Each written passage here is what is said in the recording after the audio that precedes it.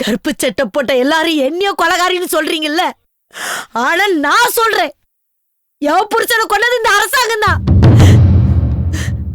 மதுவை ஒழிச்சிருவோன்னு சொல்லித்தானே எல்லாரும் ஓட்டு கேட்டு வாராவ.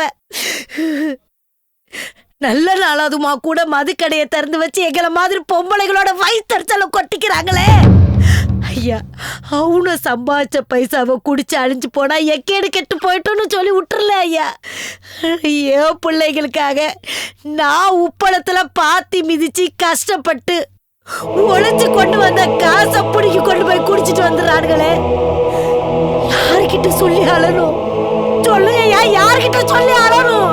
ஐயா ஐயா, படிச்சவங்க எல்லாத்துக்கிட்டையும் ஒண்ணு கேக்குறேன். எங்க வயிற்றுச்செல்லாம் கொட்டிக்கிட்டு அரசாங்கத்துக்கு வர்ற அந்த வருமானம் தேவையா ஐயா? தேவையா?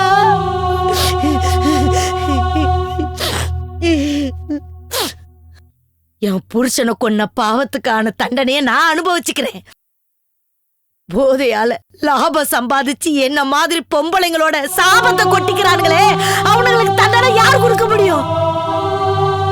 இந்த மங்காவோட வாழ்க்கை அப்படி மண்ணோடு மங்கினது போதும். இனிமேல் வரும் பொம்பளை பிள்ளைங்க வாழ்க்கையிலையாது ஒளியத்துகையா. நான் ஆளுங்கட்சி எதிர்கட்சின்னு யாரையும் பிரிச்சு சொல்லலையா. அரசாங்கத்தை ஆளணும்னு நினைக்கிற யாரா இருந்தாலும் சரி, எங்களை மாதிரி பெண்கள் மேல இறக்க வச்சு மதுவே இல்லாத நாடா இதை உருவாக்குங்க ஐயா. இவங்க எல்லாரையும் கையெடுத்து கும்பிட்டு கேட்டுக்கிறேன். இதை நான் கெஞ்சிதாயா கேக்குறேன்.